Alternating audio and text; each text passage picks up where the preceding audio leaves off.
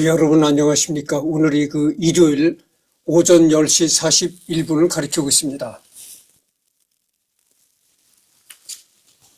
여러분들 내가 하는 유튜브를 보면 아시겠지만 내가 뭡니까? 클래식 음악 애호가잖아요. 클래식 음악을 굉장히 사랑하는 사람인데 나는 내가 여러분들한테 내가 여러 번 얘기했지만 나는 어려서부터 이 클래식 음악에 상당한 매료를 느꼈던 사람이에요.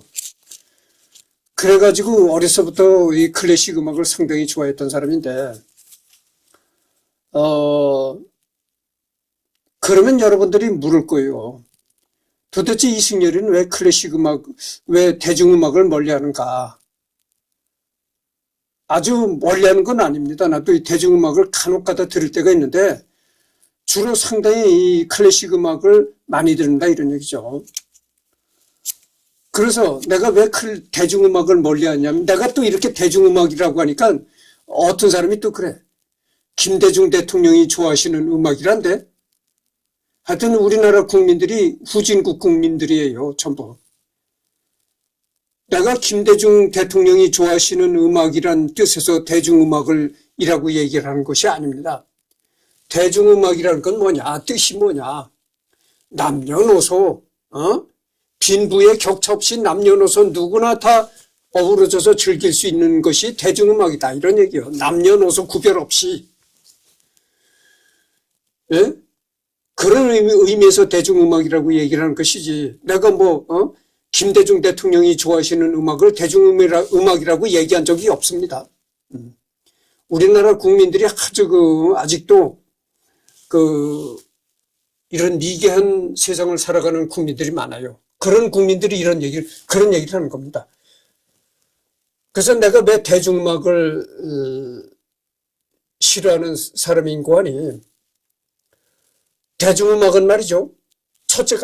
내가 첫째로 대중음악을 싫어하는 제일 첫 번째 이유가 너무 세속적이라는 겁니다. 그래서 너무 세속적이라서 한다는 게 그게 제일 큰 문제예요.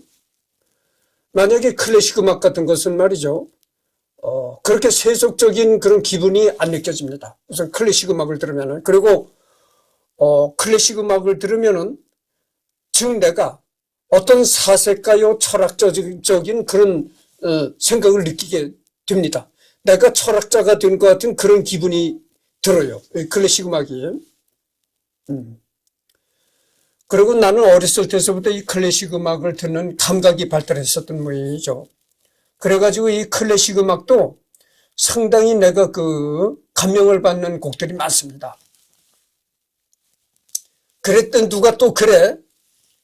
야, 저 클래식 음악 듣는 사람들은 저 사람들 뇌 구조가 어떻게 생겼길래 저런 음악을 듣는 거야?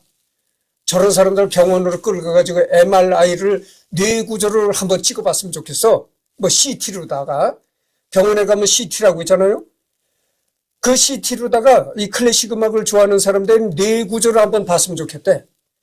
도대체 뇌 구조가 어떻게 됐길래 저런 음악을 좋아하는가? 그런 사람들도 있어요. 그래서 내가 참 여러분들한테 내가 여러 번 얘기했지만 나는 클래식 음악의 애호가입니다. 상당히 클래식 음악에 심취하는 사람인데, 그래서 이번에는 내가 인간탐구 이번에는 요한 제바스티안 바흐를 하려고 합니다. 여러분 이 바흐가 말이죠. 상당히 클래식 음악에서 이 얘기를 하기 전에 내가 잠깐 하고 싶은 얘기가 있는데, 여러분들 말이죠. 대중음악이라는 거는 역사가 짧아요. 대중음악이라는 건 뭐냐면은 영국에서 산업혁명이 일어났잖아요. 산업혁명이 일어나고, 그 다음에 프랑스에서 시민혁명이 일어나고, 이렇게 산업혁명과 시민사회가 이렇게 맞물려서 발달함으로써 나타난 음악이 대중음악이다. 그런 얘기예요. 그럼 그전에는 산업혁명이 일어나고 시민혁명이 일어나기 그 전에는 어땠느냐? 그러니까 산업혁명이 도래하고 시민사회가 본격적으로 발달하기 전에는 어떤 음악이 있었느냐? 그때는 클래식 음악뿐이 없었어요. 어? 대중음악이라는 그런 개념조차 없었던 시절입니다. 그러니까 이 바흐 시대는, 이 바흐가 살았던 시대는 음악이라고 하면 무조건 클래식 음악만 있었다, 이런 얘기입니다. 그래서 이 바흐를 얘기하기 전에 내가 좀 얘기를, 나무위키를 리딩하기 전에 내가 사전에 이 바흐에 관해서 얘기할 게 많습니다. 뭐냐면은 내가 언젠가 얘기했었잖아요. 서양 사람들도 예전 사람들은 작았다. 내가 그런 얘기를 했습니다. 그러니까 이제 베토벤, 모차르트도 170을 넘지 못했고, 슈베르트는 그보다 더 이제 작달 많은 사람이었다, 이런 얘기를 했습니다. 그러나 이 바흐란 사람은 서양 사람들도 예전에는 작았지만 이 바흐란 사람은 180이 넘었다래요. 그러니까 그때 당시 사람으로서는 굉장히 큰 키였다, 큰 체구였다, 이런 얘기죠. 그리고 이 바흐가 말이죠, 음악의 아버지라고 불립니다. 그래서 왜 이 바흐를 음악의 아버지라고 불리느냐? 베토벤을 우리가 악성이라고 하잖아요. 악성이라고 하는데 이 바흐는 베토벤보다도 더 아버지다 그러죠. 우선 태어난 것이 베토벤보다 더 먼저 이 세상에 태어난 사람이고, 그리고 왜 이 사람을 음악의 아버지라고 불리느냐, 이제 내가 얘기를 하겠습니다.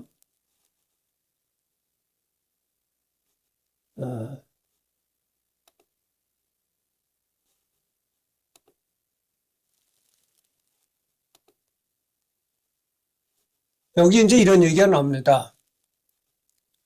왜 바흐를 가지고 음악의 아버지라고 하는가? 이런 이유 때문에 바흐가 음악의 아버지가 된 겁니다. 그래서 이거를 읽어보도록 하겠습니다. 여러분들, 잠깐만요. 내가 이 얘기를 하기 전에 또 내가 하나 빠뜨렸는데, 마주하고 다 이 얘기를 하고선 이제 시작하도록 하겠습니다. 그럼 이승열이는 클래식 음악만 좋아하면은 어디 유흥적으로 막 놀고 춤을 추고 이런 뭐 회식 자리라든가 그런 데 가서도 클래식 음악을 뭐 가곡이나 이런 걸 하느냐, 분위기를 파악 못한다, 뭐 이렇게 얘기한 사람들이 있어요. 그거는 잘못된 얘기입니다. 이렇게 춤을 추고 술을 마시고 노는 유흥적인 자리에 가서는 나는 가요를 부릅니다. 그런 자리에 대비해 가지고 내가 옛날 흘러간 가요 한두 곡쯤은 내가 알고 있어요. 그런 자리에 대비해 가지고 부를 수 있는 그 가요를 한두 곡 정도는 내가 알고 있다고 하죠. 그 이상에는 필요가 없습니다. 그러니까 그런 유흥적인 자리에 가서 부를 수 있는 가요 한두 곡쯤만 알고 있다 뿐이지, 그 이상은 가요에 대해서 내가 거의 그렇다는 얘기죠.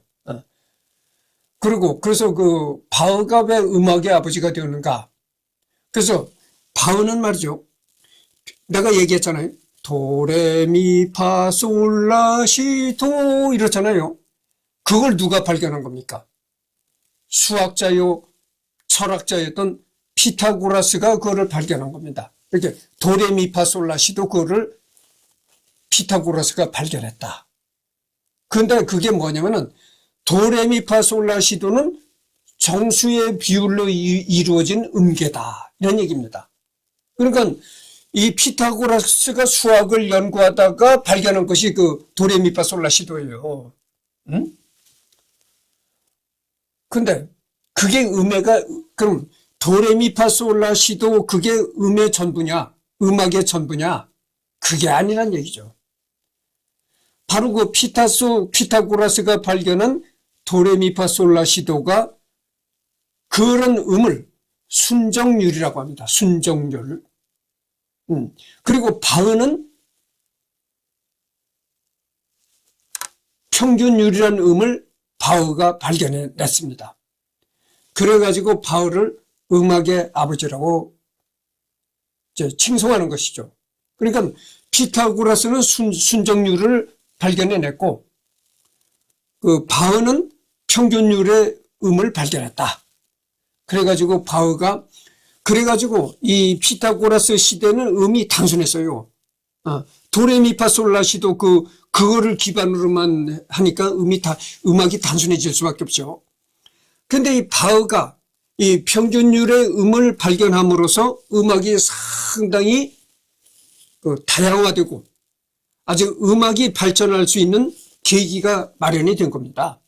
그래서 이 바흐를 음악의 아버지라고 하는 것이죠. 여기 읽어보도록 하겠습니다. 아마 이거를 읽어봐도 여러분들이 이거를 잘 이해하지 못하실 분들이 많으리라고 생각합니다. 왜냐면은 이 순정률, 평균율을 이렇게 논하다 보면 수학적인 얘기가 들어갈 수밖에 없는 거예요. 내가 방금 전에 얘기를 했잖아요. 피타고라스가 뭡니까? 수학자이면서 동시에 철학자이기도 한 사람이 피타고라스였다. 그 말이죠. 피타고라스가 발견한 음이 뭐라고 했습니까? 순정률이라고 했잖아요. 순정률 음. 그 순정률 음이라는 게 뭐냐? 도레미파솔라시도다. 그것만 가지고 전부 음악이 될 수 있는 것이 아니다. 그 후에 피타고라스 후에 바흐라는 음악가가 그 평균율이라는 음을 발견함으로써 순정률 플러스 평균율을 해가지고 음악은 더욱 다양성이 추가가 된 것이고 풍부해졌다. 그래서 이 바흐를 음악의 아버지라고 일컫는다고 내가 방금 전에 얘기를 했습니다. 그래서 피타고라스가 수학자이면서 철학자이기도 했던 사람이라서 여기에는 말이죠. 수학적인 얘기가 가미가 될 수밖에 없는 거예요. 그래서 여러분들 이거를 읽어도 잘 이해가 되지 않으시리라고 봅니다. 하여튼 뭐 읽어보도록 하겠습니다. 음악 시간이나 주위에서 음악을 하게 되면 음정이란 단어를 듣거나 배운 적이 있을 겁니다. 그때 나오는 말 중에 1도, 4도, 5도, 8도는 완전 음정이라고 하고 2도, 3도, 6도, 7도는 장음정이라고 들어봤을 것입니다. 여러분들 학교 다닐 때 음악 시간에 들어봤죠? 완전 음정, 장음정 이런 얘기를 들어봤을 것입니다. 그러니까 완전 음정이라는 것은 여기도 나옵니다만 완전 음정이라는 것은 1도, 4도, 5도, 8도를 가리키고 장음정이라는 것은 2도, 3도, 6도, 7도를 가리킨다. 이런 얘기입니다. 그러게 보십시오. 1도, 4도, 5도, 8도라는 게 뭡니까? 이게 바로 도레미파솔라시도 그런 얘기죠. 그럼 그게 음의 전부냐? 이게 바로 1도, 4도, 5도, 8도가 바로 그 수학자이며 철학자였던 피타고라스가 발견해낸 겁니다. 그런데 여러분 보십시오. 1도와 4도 사이에 2도가 있다는 것이죠. 그리고 4도와 5도 사이에 3도가 있습니다. 6도와 그러니까 5도와 8도 사이에 뭐가 있습니까? 6도와 7도가 있다. 이런 얘기죠. 그러니까 여러분들 피타고라스가 발견한 이 숫자라는 것은 정수입니다. 정수. 정수라는 게 뭡니까? 딱 떨어지는 수다 그거죠. 뭐 나누기 하면 이 답이 딱 떨어지는 그런 숫자를 정수라고 하는 것이죠. 그래서 이 피타고라스가 발견해낸 숫자는 정수다 이거죠. 정수. 나누기를 하면 딱 떨어지는 숫자를 정수라고 한다. 이런 얘기인데 그 후로 뭐가 또 생겼습니까?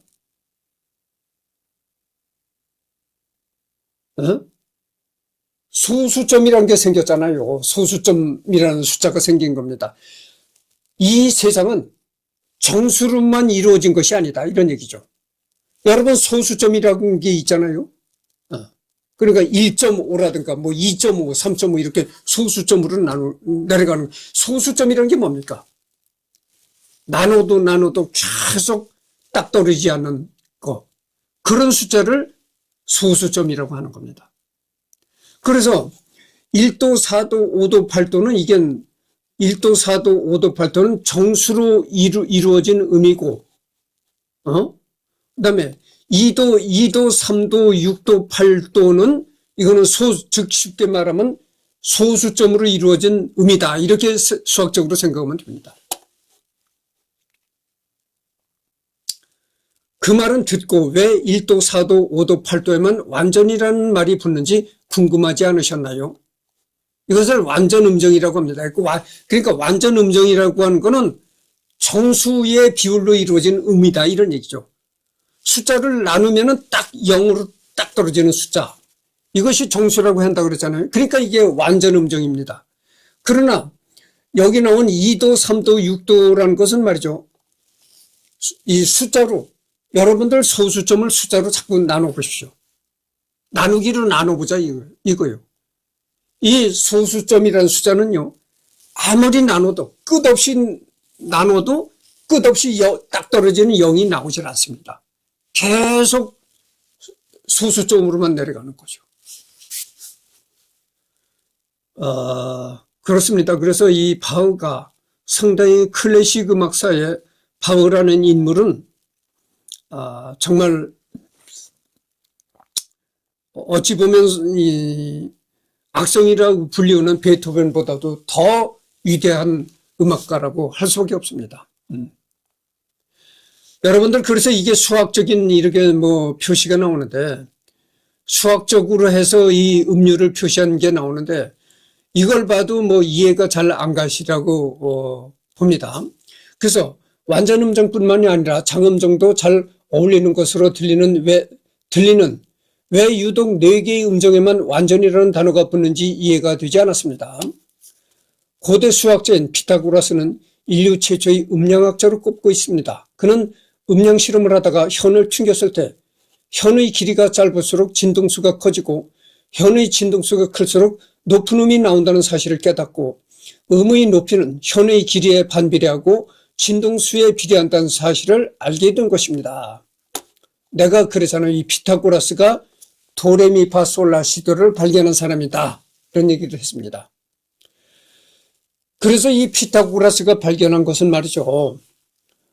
뭐냐면은 현을 이 줄을 튕겼을 때 기타나 뭐 이렇게 줄로 된 악기를 튕겼을 때 현의 길이가 이 줄의 길이가 짧을수록 진동수가 많아지고 높은 소리가 나더라. 그리고 이 줄의 길이가 길수록 진동수가 적어지고 낮은 음이 나오더라. 이런 얘기죠. 또한 그는 현의 길이가 간단한 정수의 비로 표현될수록 어울리는 소리가 나고 복잡할수록 어울리지 않은 소리가 난다는 사실도 발견했습니다. 이런 피타고라스의 음정 이론에 따라 음계를 정하는 방법을 순정률이라고 합니다. 그래서 악기 되기 전 피타고라스는 도레미파솔라시도를 발견한 사람이라고 했잖아요. 이 도레미파솔라시도가 어떤 거냐면은 정수의 비로 이루어진 음입니다. 그래서 이 정수의 비로 이루어진 음을 예를 들어서 피아노로 치면 그 피아노가 아주 아름답게 들리죠. 화음이. 이 정수의 비율로 된 음은 화음이 잘 이루어진다. 그런데 이렇게 정수의 비율로 이루어진 음을 바로 이 순정률이라고 한다. 그겁니다. 이게 상당히 좀 수학적으로 이해가 안 가는 사람들이 있을 거예요. 수학이라면 괜히 싫어하는 사람들이 많잖아요. 근데 피타고라스의 음정에서는 현사의 길이가 간단한 정수의 비로 표현되는데 1도, 4도, 5도, 8도 음정만을 완전 어울림 음정이라고 합니다. 이렇게 정수의 비로 간단하게 표시되는 순정률의 음정을 완벽한 화음을 보장합니다. 그러나 여기에도 문제가 있습니다. 순정률에서는 음정 간 진동수의 비율이 일정하지 않다는 점입니다. 똑같은 2도 음정이라도 음높이에 따라 진동수의 비가 9대8, 10대9, 16대15로 다릅니다. 거의 비슷한 처음 두 가지를 각각 온음이라고 하고 훨씬 작은 마지막 경우를 반음이라고 합니다. 그런데 순정률에서는 반음 두 개를 합친 것이 온음이 되지 않는다는 결정적인 약점이 있습니다. 물론 처음부터 정해진 음계로 연주할 경우에는 문제가 없습니다.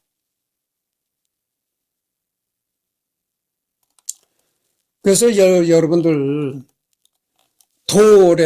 도레미파솔라시도 그렇잖아요. 그게 이제 피타고라스가 발견한 음이라고 했잖아요. 그러면 도 다음엔 뭐겁니까? 레가 오잖아요. 그러면 도와 레 사이에는 음이 없느냐? 그게 아니거든. 도와 레 사이에는 반음이란 게 있다 이런 얘기입니다. 이 반음이라는 그런 거를 생각해낸 사람이 바흐입니다. 바흐.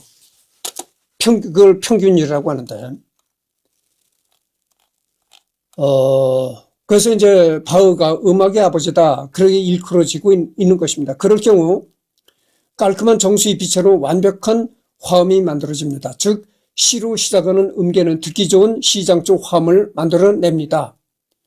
그러나 다른 조로 이동할 경우에는 문제가 발생합니다. 음계와 음정 사이 거리가 약간씩 변하기 때문입니다. 순정률에서는 같은 음정이라도 그 간격이 여긴 이게 틀리게 타이핑을 한 것 같은데 어면 조에서는 약간 넓고 또 어떤 조에서는 약간 넓고 또 어떤 조에서는 약간 줍니다. 따라서 음 높이를 자유롭게 바꿀 수 있는 무반주 합창이나 아카펠라, 무반주 합창이나 현악 앞조에서는 그 화성적인 아름다움이 살아나지만 음 높이를 고정시킨 악기, 즉 피아노나 관악기 같은 경우에는 온음의 폭이 고르지 않고 조바꿈이 곤란하다는 문제가 발생합니다. 이렇게 순정률은 더 말할 나위 없이 아름답지만 자칫하면 깨지기 쉬운 유리 조각 같은 것이었습니다. 원래 조에서는 이루 말할 수 없이 아름답게 조화를 이루지만 일단 조를 바꾸면 그 조화가 깨지기 때문입니다. 그래서 아까도 내가 얘기지만 이 도레미파솔라시도 이게 순정음이라는 얘기죠. 이런 도레미파솔라시도로만으로 구성된 거는 상당히 문제가 있다 이런 얘기죠. 그 도와 레 사이에 또 반음이 있을 수가 있고 이런데 음악이 아직 단순했을 때는 그런 대로 버틸 수 있었습니다. 그렇죠. 그래서 바흐가 나타나기 전에는 음악이 단순했다고죠. 그래서 그 도레미파솔라시도 그런 순정음만 가지고도 웬만한 음악을 표현할 수 있었다. 그런데 음악이 복잡해질수록 이 순정음 가지고는 안 되더라 이런 얘기예요. 도레미파솔라시도 가지고는 안 되는 또 안 되더라 이겁니다. 그러나 음악이 점점 더 복잡해지면서 순정률은 이게 보면은 이게 타이핑을 잘못해가지고 오타가 많이 들어갔어요. 이해하시기 바랍니다. 순정물이 아니고 순정률. 순정률은 작곡가들의 발목을 잡는 장애물이 되어갔습니다. 이 문제를 오랫동안 골치를 썩던 음악가와 작곡가들은 17세기가 되자 더는 참을 수 없는 지경에 이르렀습니다.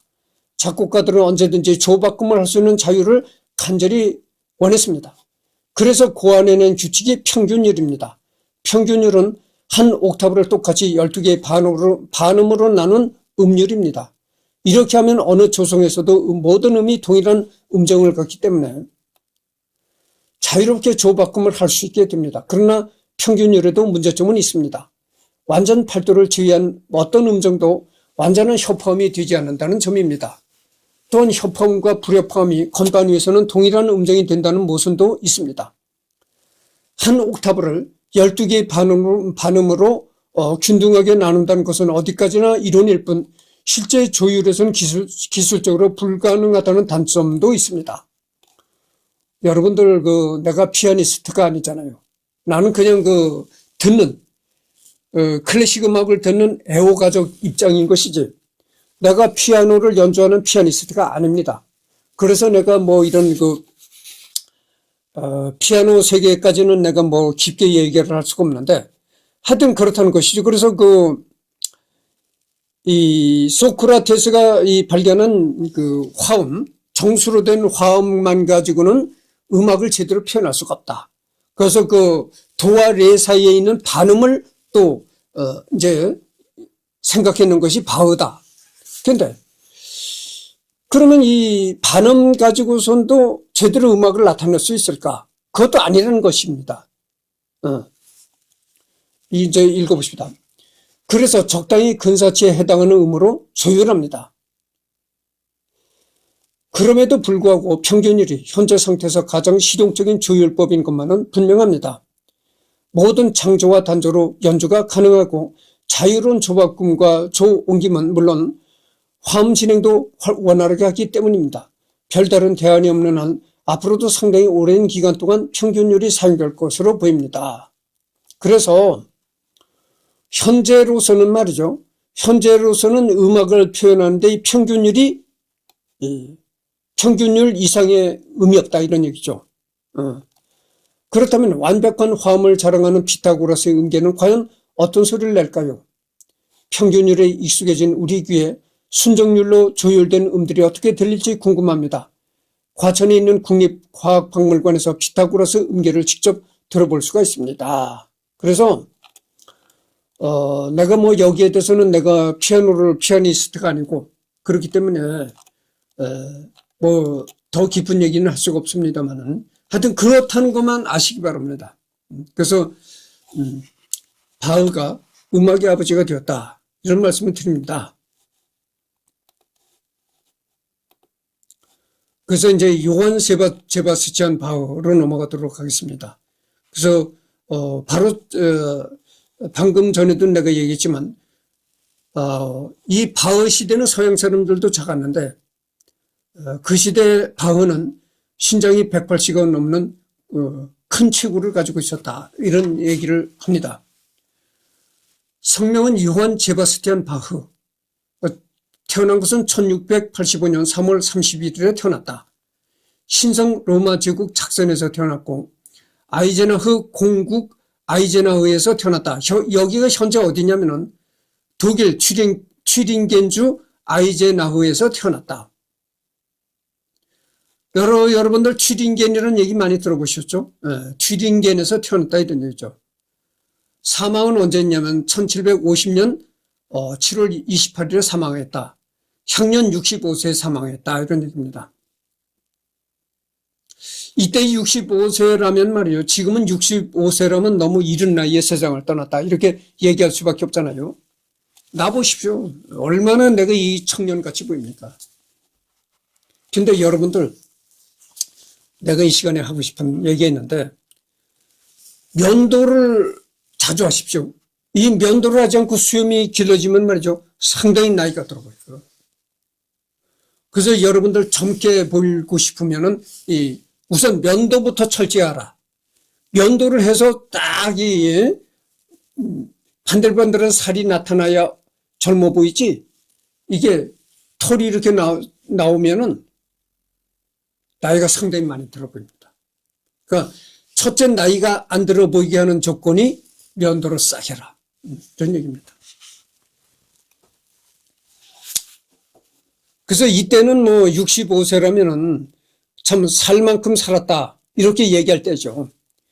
그러나 지금은 65세라면 65세의 세상을 떠났다고 하면 아까운 나이에 세상을 떠났구나. 이렇게 생각할 수밖에 없습니다.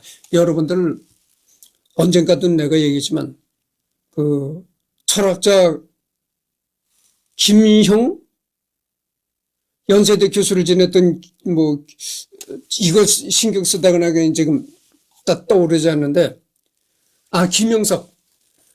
김영석 교수가 지금 102살인지 103살인지 그래요. 근데 그러니까 김영석 교수 나이에 비교하면은 나는 어린애야, 어린애. 그렇게 장수하는 김영석 교수가 뭐라고 했는 줄 아십니까? 자기가 인생을 살아보니까 100살이 넘도록 장수를 해보니까 인생에서 60, 70대가 가장 황금기였다. 이렇게 그 김영석 교수가 회고를 했다는 그런 내가 얘기를 했다는 걸 내가 들었어요. 그래서 60, 70대가 가장 인생의 황금기라는 것입니다. 60, 70대는 너무 젊은 나이도 아니고 너무 늙은 나이도 아니다. 그때가 다 철도 올 때가 됐고 너무 늦지도 않은 그런 때가 돼서 60, 70이 가장 인생의 황금기였다. 이렇게 그 회고를 하는 그런 얘기를 내가 들은 적이 있습니다. 그래서 김영석 교수의 논리대로 따른다면 내가 지금 인생의 최고 황금기를 지내고 있는 겁니다. 그런데 생각해 보십시오. 그런데 65세라면 인생의 최고 황금기인데 이때 세상을 떠났다? 지금으로서는 참 아까운 나이에 세상을 떠난 건데 이 바흐 시대는 그렇지 않다는 거죠. 살 만큼 살았다. 이제 신성 로마 제국 작사입니다. 사망은 어디서 했느냐? 선제후국 라이프치히에서 사망했다고 나오는데 여기가 지금 현재는 어디냐면 독일 작센주 라이프치히에서 사망했다 이런 얘기입니다. 그래서 오르가니스트, 하프시코드 디스트, 하프시코드, 하프시코 디스트, 교회 음악가 작곡가. 여러분들 이 교회 음악이라고 나오는데 이 바흐 시대는요 말이죠. 바흐 뭐 핸델 이런 시대는 이 교회 음악이 많이 활발했던 시대입니다. 그러니까 이 교회 음악이 많이 작곡이 되고 연주가 되고 이러던 시절이에요. 그래서 이 바흐 시대나 핸델 시대에 종교 음악이 많이 작곡이 되고 종교 음악이 많이 나타났던 그런 시기였습니다. 이제 바로크 음악이라고 하잖아요. 바로크 음악. 그러니까 이 바흐는 바로크 시대의 작곡가다 이런 얘기죠. 바로크 음악은 르네상스 음악이 끝난 1600년에서 1750년경의 유럽 음악의 사조로 원래 바로크란 17세기, 18세기 예술 양식을 말하는 것이었으나 바로크 음악이라는 용어가 쓰이게 된 일은 꽤 오래되지 않았다. 현재는 일반적으로 1600년경부터 1750년경의 음악에 대해서도 이 명칭으로 부르고 있다. 역사적 배경을 보면 정치적으로는 절대주의 왕정으로부터 계몽주의로의 이행으로 볼 수 있으며 경제적으로는 중상주의, 정신사적으로는 합리주의적, 계몽주의적 사조의 흐름 속에서 볼 수 있는데 이런 여러 사회적 상황이 몇 겹으로 겹쳐서 궁전, 도시, 교회 등 세 활동 범위를 기초로 하여 바로크 음악을 형성하였다. 이 바로크 시대에 교회 음악이 많이 등장했다. 이렇게 얘기를 하니까 여러분들은 그때가 중세시대 아니었는가? 이렇게 또 생각할 수도 있을 것입니다. 중세시대라는 게 뭐냐? 중세시대라는 것은 종교가 모든 사회의 영역을 지배할 때가 그런 시대를 중세시대라고 하는 겁니다. 그래서 이 신앙, 교회가, 기독교적인 그 교회가 정치, 사회, 사회의 모든 분야를 이제 이렇게 관여될 때, 그런 때가 중세시대거든. 그래서 이제 그러면 교회 음악이 많이 나타난다고 하니까 중세시대가 아니었나 이렇게 생각하는데 그렇지 않은 겁니다. 이 바로크 시대의 바흐가 이제 사람인데 이 바로크 음악이라는 게 르네상스 음악이 끝난 지점에 바로크 음악이 생겼다 이런 얘기죠. 그러니까 어떻게 됐겠어요? 중세시대 다음에 르네상스가 일어났잖아요. 그러니까 이 바로크 음악이라는 건 중세시대를 넘어서 르네상스가 꽃이 피고 그 다음으로 이제 나타나는 것이 바로크 음악이다 이런 얘기죠. 그래서 오페라, 칸타타, 소나타, 협주곡들의 발달을 가져온 바로크 음악은 근대의 음악의 기초가 되었다. 오페라. 여러분 오페라를 우리나라 말로 하면 뭐가 되겠어요? 창극이다. 노래극이다 이 말이에요. 노래를 하면서 연극을 한다 이런 얘기고 칸타타라는 것은 이제 바로크 시대의 합창곡. 바로크 시대에 나타난 합창곡을 주로 이제 칸타타라고 하고 소나타, 협주곡들은 이제 뭐 이렇게 오케스트라와 뭐든 단독으로 연주하는 그것이 이제 협연 체제로 연주가 되는 거 이런 걸 얘기를 하고 바로크 음악은 근대 음악의 기초가 되었다. 장자크 루소가 음악의 한 형태를 지칭하는 게 된 바로크 음악이라는 용어를 완전히 정착하게 한다. 1768년에 쓴 음악사전에서 바로크 음악을 화성적으로 혼란스럽고 전주와 불력 화음이 가득하고 노래는 굳어있고 자연스럽지 못하며 음정도 잡기 어렵고 움직이면 억지스러운 것이라고 평하였다. 링크, 네이버 퀘스트 바로크라는 단어는 포르투갈어 단어 바로코에서 왔는데 찌그러진 진주 혹은 괴이한 형태의 진주를 말한다. 앞뒤 문맥을 고려할 때 실로 루소는 이 바로크라는 말을 매우 극단적인 언어로 사용한 것이 분명해 보이며 실제로 그가 바로크 음악을 괴이하고 지나치고 부자연스러운 음악으로 생각했다는 것을 유추하기는 그리 어렵지 않아 보인다. 그래서 이 바로크 음악이라는 건 원래 그 바로크 음악이란 뜻이 뭐냐면은 이렇게 괴이하고 지나치고 부자연스러운 음악이다, 이런 뜻을 가지고 있다는 얘기죠. 미학적으로는 정서론, 즉 음악의 궁극 목적은 음과 음의 리듬, 멜로디, 하모니, 음정 등으로 모든 정서를 자아내는 데 있다고 하는 독특한 타율적 미학관으로 뒷받침되었다.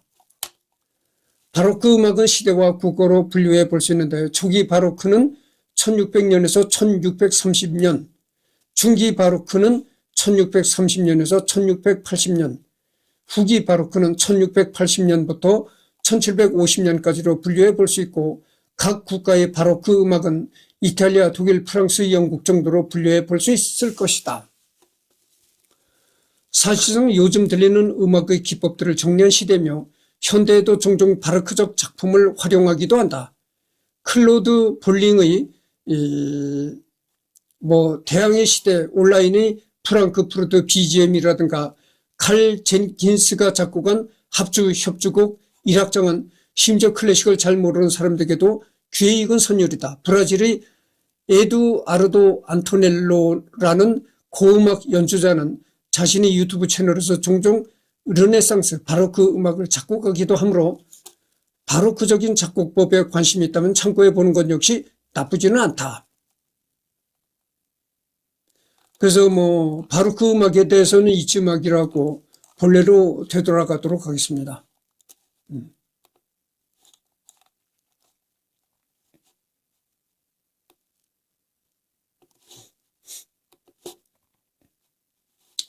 그래서 이제 그 바흐를 얘기하다가 여기서 이제 바로 그 음악으로 잠깐 넘어갔었습니다. 소띠다. 이 소띠를 가진 사람들이 이제 누가 있느냐? 게오르크 프리드리 핸델. 핸델도 음악가로서 유명하잖아요. 언젠가는 내가 이 핸델도 할 것입니다. 핸델이 또 소띠고 도메니코 스카를리티와 같다. 양자리다. 종교는 루터이다. 그리고 서명은 이렇게 요한 제바스찬 바흐 이렇게 서명을 한 거고, 교단은 성공해 미국 복음주의 루터 이렇게 나왔네요. 신성 로마 제국 태생의 바로크 시대 작곡가이다. 대위법 음악을 완성했으며 볼프강 아마데우스 모차르트, 루드비 반 베토벤과 함께 인류 역사상 가장 위대한 음악가 중 한 명으로 평가받는다.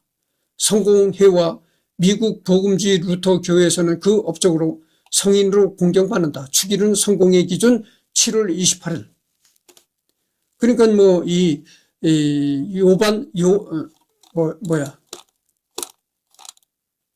요한 제바스찬 바흐를 음악의 아버지라고 하니까 상당히 음악사에서 아주 훌륭한 유인이라고 평가받고 있는 것이죠. 그래서 지금 40분을 경과했습니다. 그래서 이제 바흐, 음악의 아버지 바흐 첫 번째 시간을 했습니다.